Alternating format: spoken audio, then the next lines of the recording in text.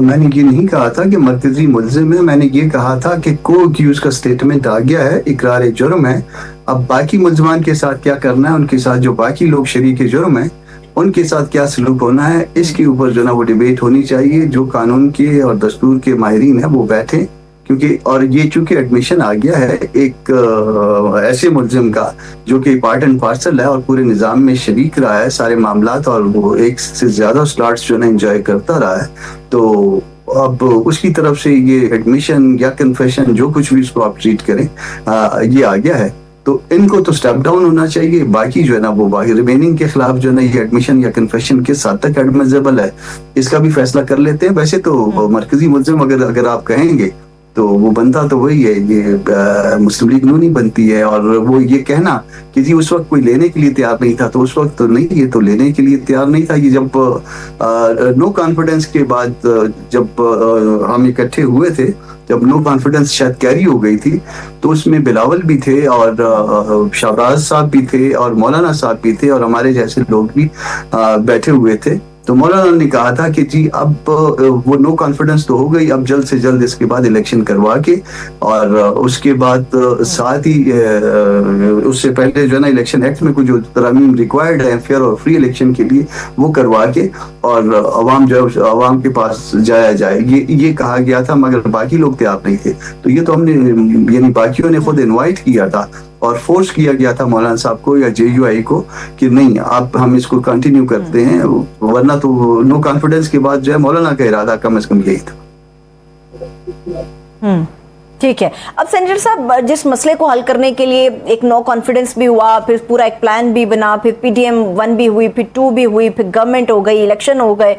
इन सबके बावजूद जब हम देखते हैं ना कि गवर्नमेंट को इतने साल हो गए हैं, गवर्नमेंट के अंदर से लोग ये कह रहे हैं कि जी ना तो पहिया चल रहा है मुल्क का और ना ही इनको सियासत करनी आ रही है, ना इनको तो विफाकी बजट तक बनाना नहीं आता। जब गवर्नमेंट के अंदर गवर्नमेंट के लोग ये बातें करने लगे तो हमें इस पे परेशान होने की जरूरत है या हमें चहमगोइयां करने की जरूरत ही नहीं है, इस पे कान ही नहीं हमें लगाना चाहिए, या परेशानी है? देखिए इसमें 2-3 कुछ संजीदा बातें हैं। एक संजीदा बात यह है कि ये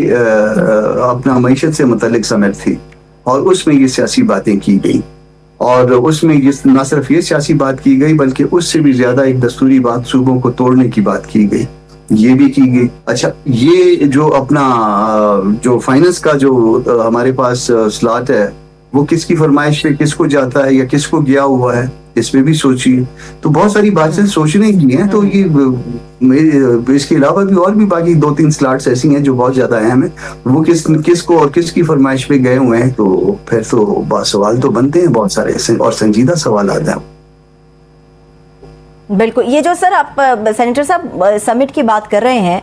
इस समिट के ऊपर जो गुफ्तगू हुई उसको लेके आज DGIS PR साहब के सामने एक सवाल भी हमारे सीनियर सहाफ़ी हैं हमारे, उन्होंने रखा। उन्होंने पूछा कि ये बयान जो है रीसेट का या गुड गवर्नेंस के ऊपर जो उन्होंने बात की या नई इंतजामी यूनिट्स की उन्होंने बात की, तो उस पर ये रिप्लाई आ गया कि वो उनकी ज़ाती सोच है। लेकिन ये भी क्लियर किया गया कि जब मसाइल हल ही नहीं हो रहे पार्लियामेंट से तो फिर गुड गवर्नेंस नहीं आ सकती। अब गुड गवर्नेंस ना हो तो उसके लिए कुछ तो करना पड़ेगा। तो हम इस रीसेटअप का मतलब समझ नहीं आ रहा, इसलिए बहुत से सवालात उठ रहे हैं और 28वीं यानी तरमीम के ऊपर भी बहुत सारे कान खड़े हो रहे हैं कि क्या होने जा रहा है, क्योंकि इस मुल्क में जब भी कोई नई तरमीम आई है वो बहुत ही अजीबोगरीब और हंगामा खेज रही है। तो आपको लगता है कि हमें यहां से नुक्ता वहां तक जोड़ना चाहिए या फिलहाल हमें थोड़ा सा इंतजार करना चाहिए? भले इंतजार कर लीजिए क्योंकि मामला संजीदा है, मगर इसके साथ साथ जो है ना वो इन संजीदा मामला को जो है वो आप कुछ और चीजों के साथ अगर जोड़ना चाहें फिल वक्त, तो इस बात से भी जोड़ लें कि उससे पहले उन्होंने ज़रदारी साहब से मुलाकात की थी।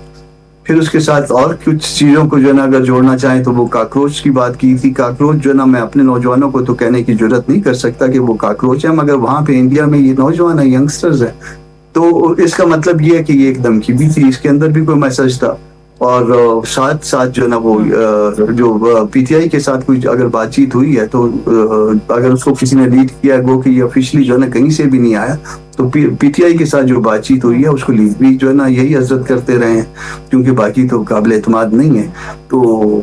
ये सारे अब इन चीज़ों को सोचिए तो फिर आपने जो है ना 2 जगह पे उन्होंने 2 धमकी दी है। इनफैक्ट एक तो उन्होंने बाकी अपने जो ना कुलीग जो कैबिनेट में जो सारे हैं इंक्लूडिंग द प्राइम मिनिस्टर, और दूसरी जगह पे उन्होंने पीपल्स पार्टी को भी धमकी लगा ली है शायद।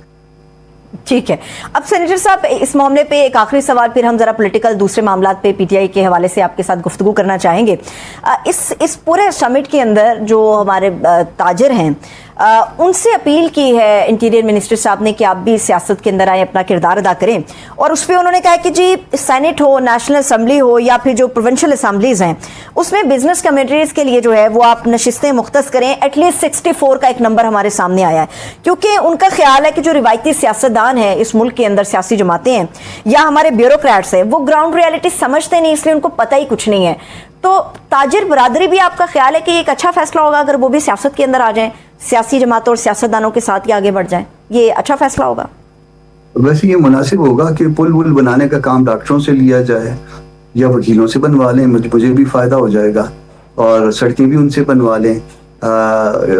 इसी तरह से वैसे इस मुल्क में होता तो यही है, और इस मुल्क में खराबी की वजह यही है कि जो है ना, मैं अपना काम नहीं करता बल्कि किसी और का काम करता हूँ जिसमें मेरी कोई एक्सपर्टीज नहीं है, और इसी तरह से जो है ना वो इररिलेवेंट लोग जो है ना वो उसमें काम करते हैं, और बहुत सारे काम जो है वो जोर से करवाए जाते हैं, वो मजबूरन करवाए जाते हैं। उनको उनके सामने और भी इरशादात फरमाए गए हैं, उन इरशादात में जो उस समिट में कि इनका कोटा होना चाहिए, उसमें ये भी इरशाद फरमाया गया कि जी ये मतलब बाकी लोग इररिलेवेंट हो गए हैं, तो और इसके ऊपर जो है ना वो क्लैपिंग भी बड़ी हुई है, यानी वो भी कॉन्स्टिट्यूशन भी वहाँ पे अमेंड कर रहा है आपके इंटीरियर मिनिस्टर। और वैसे आप देखें कि हमारी बेचारे वजीर आजम और उनकी कैबिनेट कितनी मजबूर है, कितनी मस्कीन सी कैबिनेट है, वो उनको अभी भी जो ना ओन करते हैं। ठीक है, अब आ जाते हैं सर पीटीआई के हवाले से आपका तफसीली जवाब इस मामले पे आ गया। सर, पाकिस्तान तहरीक इंसाफ के साथ आप लोगों के मामला कहाँ तक पहुँचे? क्या कोई इत्तेहाद आप लोग ऐसा तश्कील देने जा रहे हैं वाकई जो इंतखाबी और सियासी लिहाज से एक इत्तेहाद कंसीडर किया जाएगा, और इस इत्तेहाद की शक्ल क्या होगी? देखिए, जहाँ तक बेटरनेस की बात थी जो हमारे दरमियान थी, और हम उसको एडमिट करते हैं, दोनों फरीक एडमिट करते हैं, हम भी एडमिट करते हैं, पीटीआई भी एडमिट करती है, हमारे दरमियान जो है ना वो कोई अच्छे ताल्लुकात तो शायद बहुत अरसे से, या ये कह लें कि कभी भी नहीं रहे बहुत अच्छे, उस